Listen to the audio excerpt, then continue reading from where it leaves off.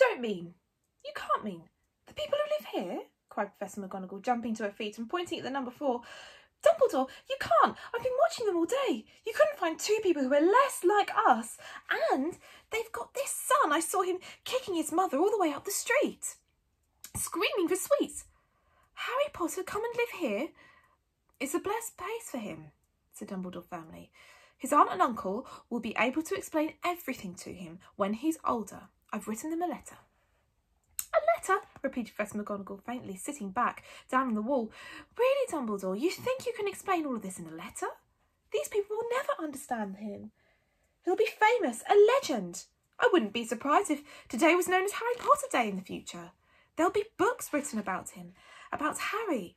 Every child in our world will know his name."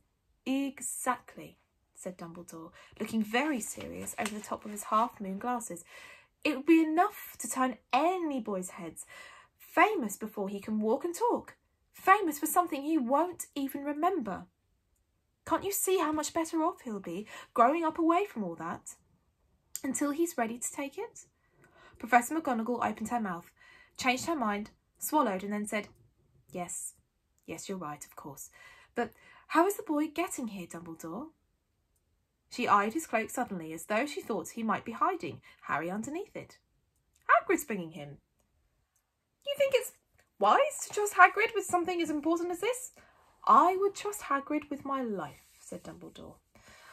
"I'm not saying his heart isn't in the right place," said Professor McGonagall grudgingly, "but you can't pretend he's not careless. He does tend to—" What was that? A low rumbling sound had broken the silence around them. It grew steadily louder as they looked up and down the street for some sign of headlight. It swelled to a roar as they both looked up at the sky, and a huge motorbike fell out of the air and landed in front of them. If the motorbike was huge, it was nothing to the man sitting astride. He was almost twice as tall as a normal man and at least 5 times as wide. He looked simply too big to be allowed. So wild, long tangles of bushy black hair and beard hid most of his face. He had hands the size of dustbin lids, and his feet in their leather boots were like baby dolphins. In his vast muscular arms he was holding a bundle of blankets.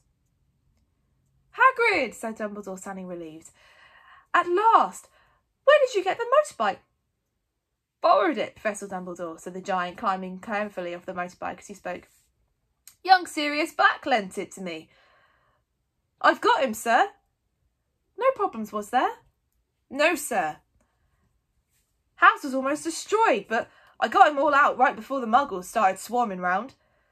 He fell asleep as we were flying over Bristol." Dumbledore and Professor McGonagall bent forward over the bundle of blankets. Inside, just visible, was a baby boy fast asleep.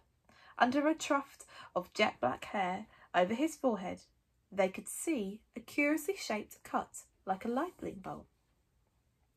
"Is that where?" whispered Professor McGonagall. "Yes," said Dumbledore. "You'll have that scar forever." "Couldn't you do something about it, Dumbledore?" "Even if I could, I wouldn't. Scars can come in useful. I have one above my left knee, which is a perfect map of the London Underground." "Well, give him here, Hagrid. We'll better get this over with." Dumbledore took Harry in his arms and turned towards the Dursley's house. Could I just say goodbye to him, sir?" asked Hagrid. He bent his shaggy head over Harry and gave him what must have been a very scratchy, whiskery kiss. Then suddenly Hagrid let out a howl like a wounded dog. "Shh!" hissed Professor McGonagall. "You'll wake the Muggles." Sorry," sobbed Hagrid, taking out a large spotted handkerchief and burying his face in it. "But I can't stand it. Lily and James dead and poor old Harry off with their Muggles." Yes, it is all very sad. "But get a grip on yourself, Hagrid, or we'll be found," Professor McGonagall whispered, patting Hagrid gingerly on the arm as Dumbledore stepped over the low garden wall and walked over to the front door.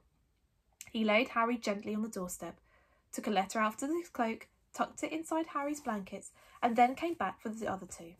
For a full minute, the 3 of them stood and looked around at the little bundle. Hagrid's shoulders shook. Professor McGonagall blinked furiously at the twinkling light that shone bright from Dumbledore's eyes, seemed to have gone out. "Well," said Dumbledore finally, "that's that. We've no business staying here. We might as well go and join the celebrations." "Yeah," said Hagrid in a muffled voice. I'd best be this way away. Good night, Professor McGonagall. Good night, Professor Dumbledore, sir. Wiping his streaming eyes on his jacket sleeve, Hagrid swung himself onto the motorbike and kicked the engine off into life. With a roar it rose into the air and off into the night. I shall see you soon, I expect, Professor McGonagall, said Dumbledore, nodding to her. Professor McGonagall blew her nose in reply. Dumbledore turned and walked down the street. On the corner he stopped and took out the silver put-outer. He clicked it once and 12 balls of light sped back into the street lamp so the Privet Drive glowed suddenly orange, and he could make out a tabby cat slinking around the corner at the other end of the street. He could just see the bundle of blankets on the step of number 4. Good luck, he murmured. He turned on his heel, and with a swish of his cloak he was gone. A breeze ruffled the next hedges of Privet Drive, which lay silent and tidy under the inky sky, the very last place you'd expect astonishing things to happen. Harry rolled over inside his blankets without waking.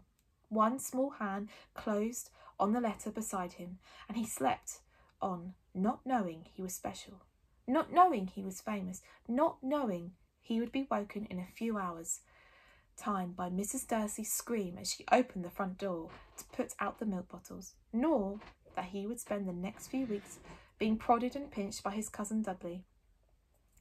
He couldn't know that at this very moment people meeting in secret all over the country were holding up their glasses and saying in hushed voices, "To Harry Potter, the boy who lived." End of chapter 1. Ready for chapter 2? The Vanishing Glass.